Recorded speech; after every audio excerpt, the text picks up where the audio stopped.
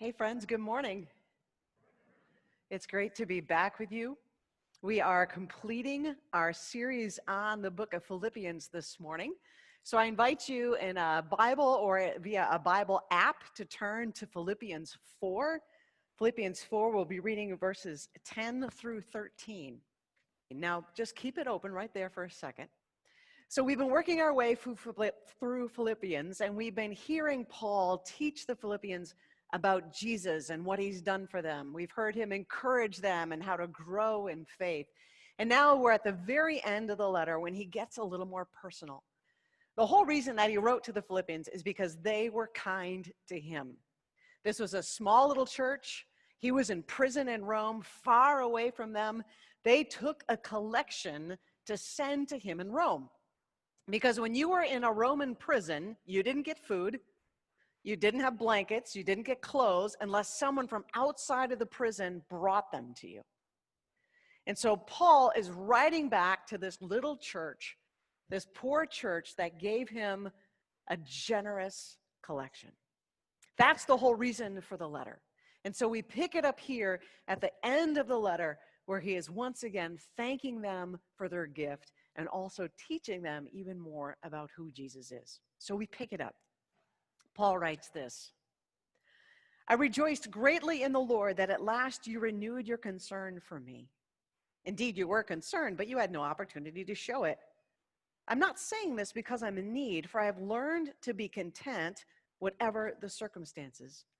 I know what it is to be in need, and I know what it is to have plenty. I've learned the secret of being content in any and every situation, whether well-fed or hungry, whether living in plenty or in want. I can do all this through him who gives me strength. This is the word of the Lord.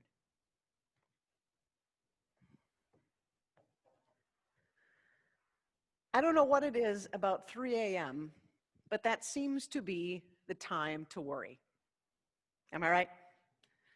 3 a.m. seems to be the time when I hear people say things like, I was wide awake at 3 a.m. worrying about whether or not my ailing parents were going to get COVID. I was staring at the ceiling at 3 a.m. wondering if my business could survive another shutdown. I was wide awake at 3 a.m. replaying this conversation I had the day before and then regretting the things that I said. I was worried about money. I was worried about my kid. I was worried about what was going to happen at school. Wide awake.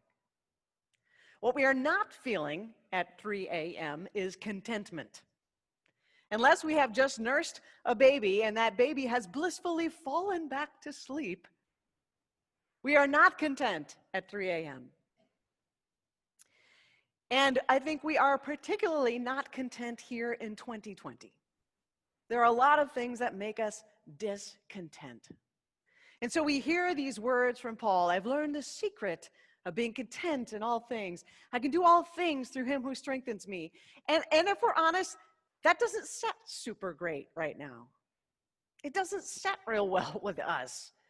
And we can even get a little cynical, a little salty. Oh, really, Paul? Really? You've learned the secret of being content and everything? Yeah? Have you now? Is it just you and Jesus hanging out? I don't even know what that means, Paul. Because we're a little irritable. We're tired. We're tired of wearing masks that steam up our glasses. Can I get a witness? Right? Yes. We are tired of Zoom or Teams or WebEx or whatever the platform is. Doesn't matter, because every time we switch from one to the other, our sound and our audio have to be all reset up again. We are tired of trying to figure out, how do we love people from a distance? We're tired of not hugging people. We're tired of missing our friends and family members. We are irritable and we are crabby. And so we hear this, I can do all things through Christ who strengthens me. And it just feels a little trite, like it should be in scripty font over a sunset picture posted on Instagram somewhere. Just a little bit too cheesy for real life. And we think that because I think we forget who it was who wrote these words. because the person who wrote these words was crabby. He was irritable. When we first meet Paul in Scripture, he's like the poster boy for discontent. His name then is Saul. And we are introduced to Saul at a stoning. They're actually killing someone. He's standing by, watching, and he's actually having people give him their coats. Hey, could I give you your coat while you go stone this guy? You know, free up your throwing arm a little. He becomes obsessed with persecuting Christians. He goes and he hunts them down. He breathes out threats against them. He drags them off to prison. He separates parents from their children. He separates children from their parents. He drags people off to prison. These are not the actions of a man who's content. These are the actions of a man who's a little crazy. He's a little obsessed. In fact, he is so obsessed with this, he is so determined to crush out anything having to do with the Church of Jesus Christ, that he goes to the priests in Jerusalem and says, I would like permission and the paperwork to go to Damascus, a city 140 miles away, because I've heard there are Christians camping out in Damascus, and I want to go there, and I want to get them, and I want to bring them back. And the priests are like, well, okay. So they give him the paperwork, and he and a few friends take off for Damascus, and he is, Ugh. And then this amazing thing happens to him on the road to Damascus, which many of you know. And if you don't, the story is in the book of Acts, chapter 9. Paul's walking on the way to Damascus, 140 miles, when suddenly there's a bright light and a loud voice says to him, Saul, Saul, why are you persecuting me? And he says, who are you? I'm Jesus. Now go on your way and you'll be told what to do.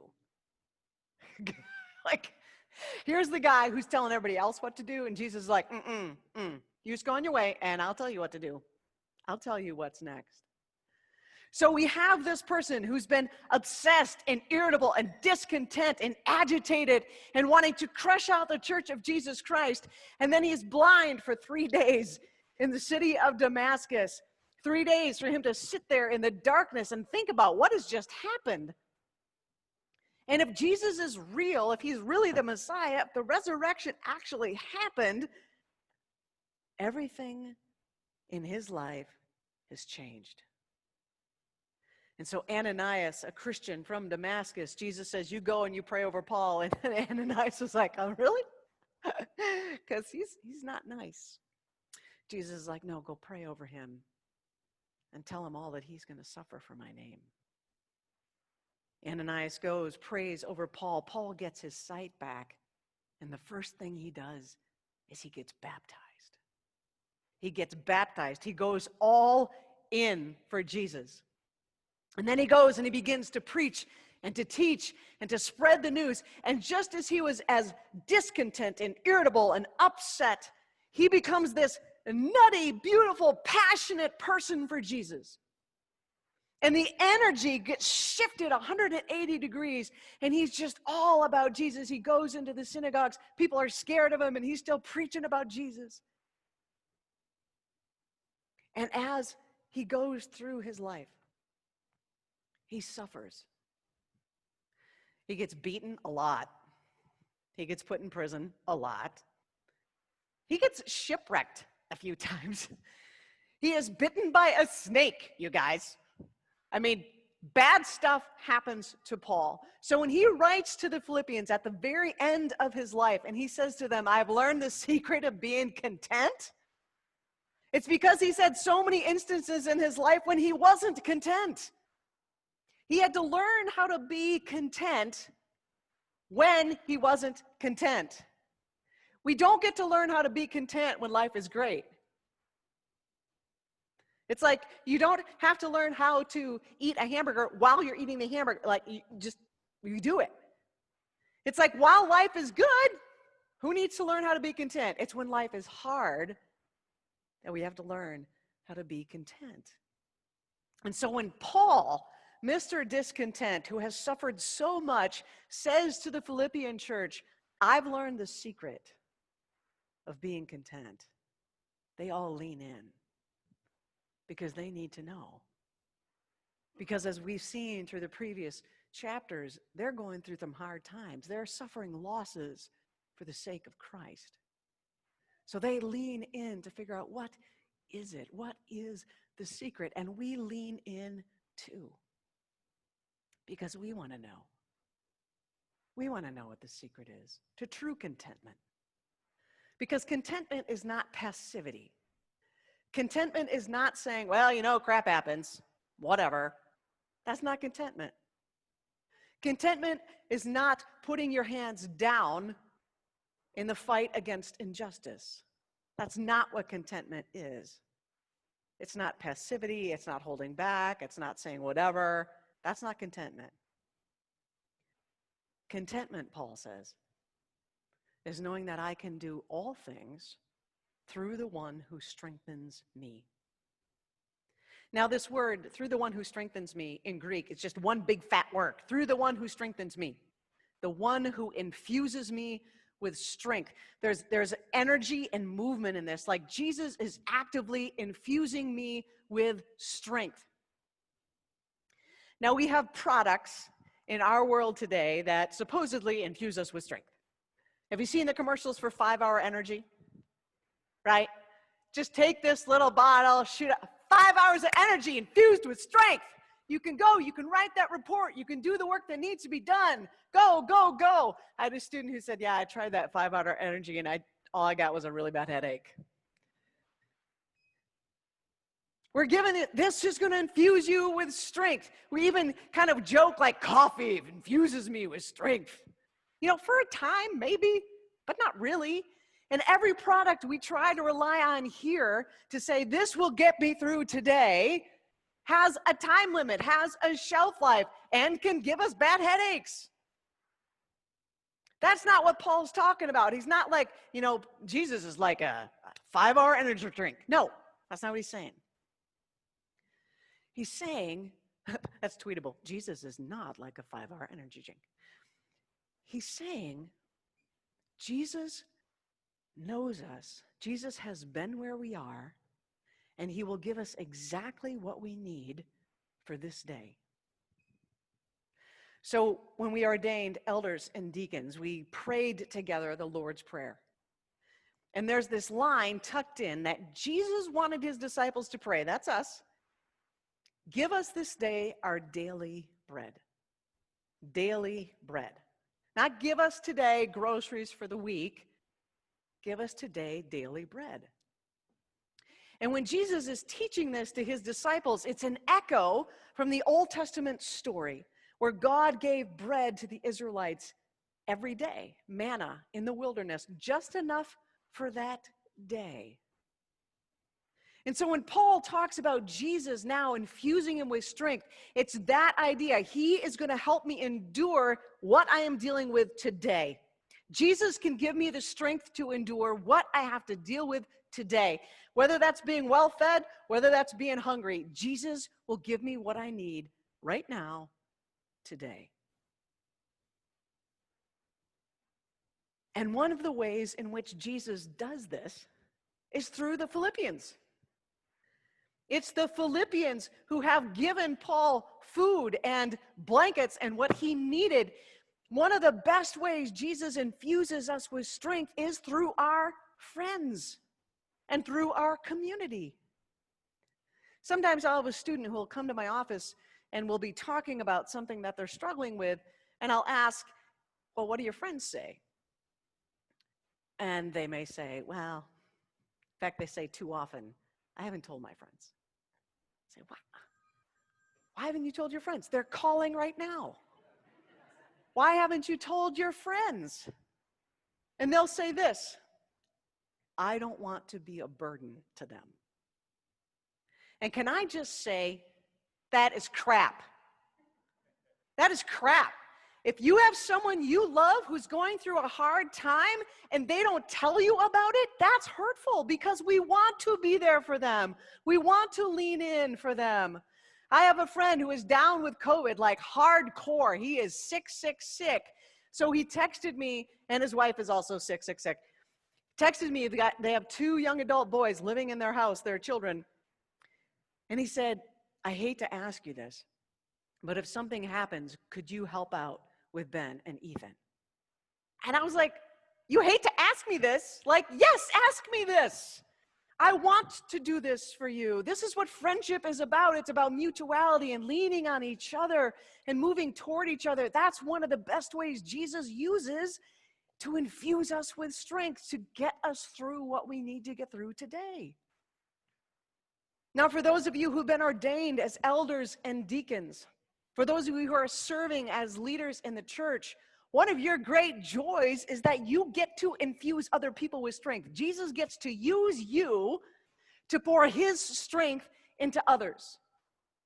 You don't know how your well-timed text message, hey, I'm just thinking about you today, the Lord brought you to mind. Here's a passage. You do not know how that text is going to change someone's life on the other end.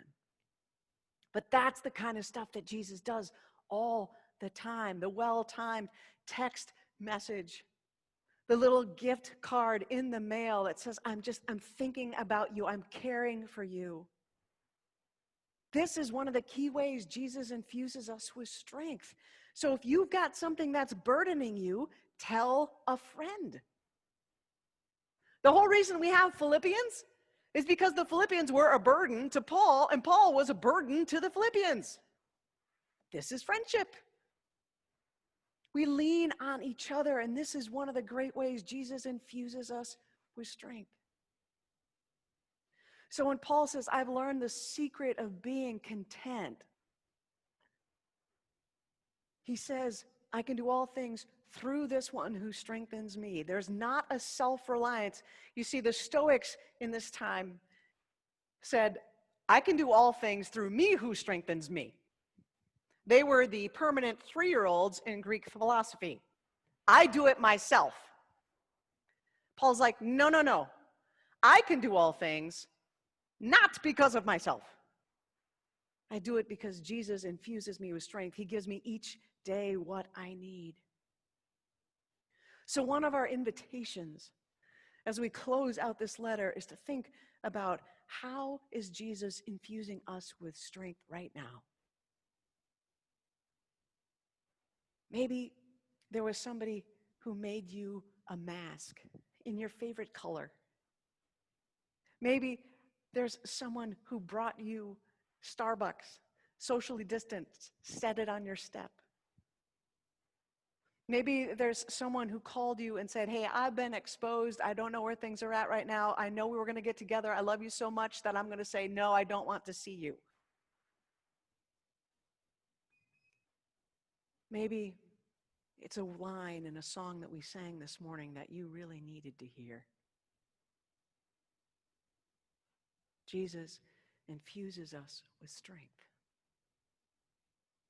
So what would it look like then if when the 3 a.m. comes, that instead of staring at the ceiling, trying to get back to sleep, probably getting right on that bus to Crazy Town, that we take a moment and we say, Jesus, you're here. You're in this room. You're with me. Please give me strength. Please give me strength right now. I'm worried about this thing. I know you care about this more than I do. Please give me strength. And what if when the technology doesn't work? Because why? The technology doesn't work. I don't know why, but it does. It's stubborn. When the technology doesn't work and you're supposed to log on to your class or you're supposed to be into a meeting, and instead of getting discontent and irritable and saying un-Jesus-y words at your computer, you just took a moment, you said, all right, Jesus, I need your peace right now. I need you to infuse me with your peace and with some humor and some gentleness. Jesus, give me your strength. And what if In those dark moments, like when the doctor calls, or when you're standing at the grave of a friend, you remember that Jesus has been right there. And he knows what it's like to be alone, and he knows what it's like to be at the grave of a friend, and he knows what it's like to be scared. And he says to you in that moment, I'm right here. In this scariest moment, you are not alone. I'm right here. And I promise that I will give you what you need to get through right now. We listened today to our brother Paul, who suffered a lot and was discontent a lot. Because Paul points us to Jesus. And Jesus is the one who loves us and holds us. Jesus is the one in whom we find our strength. So we have learned, or better said, we are learning to find contentment in every situation, knowing that we don't have to fight, we don't have to struggle, we don't have to worry. We can get every day our daily bread. We learn to be content in every situation because we worship the only one who gives us strength. Will you pray with me? Jesus, we praise your name because you do show up at 3 a.m. You are in the dark room when we're wide awake. You're with us in our worries when we're tossing and turning. When we're driving home, replaying the day and feeling stupid about things we've said, you're right there. When we're wondering what that test result is going to be. When we're summoning up the courage to say to another friend, I'm addicted to pornography and I've never told you. My marriage is struggling and I need help. I'm worried about my parents. Give us that kind of a courage, Lord, to lean on and be able to have others lean on us, because this is how you infuse us with strength. Through your people, through your word, and through your very self. It's in your name, Jesus, that we pray. Amen.